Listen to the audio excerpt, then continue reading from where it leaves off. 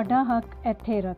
Bhambar district headquarter हस्पताल में paramedical staff, health organize organization, young doctors association, staff nurses LHVs पर मुश्तमिल health employ federation की हड़ताल और एहतजाज। रोजाना सुबह 10 बजे से 12 बजे तक काम बंद। मुजाहिरीन ने मुतालबात न माने जाने पर मुकम्मल हड़ताल का इंदिया दे दिया।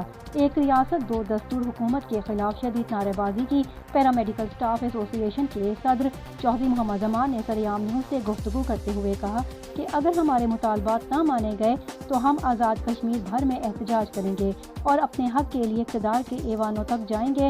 राजा मोहसिन हबीब, सरेआम न्यूज़, भंबर, आज़ादी।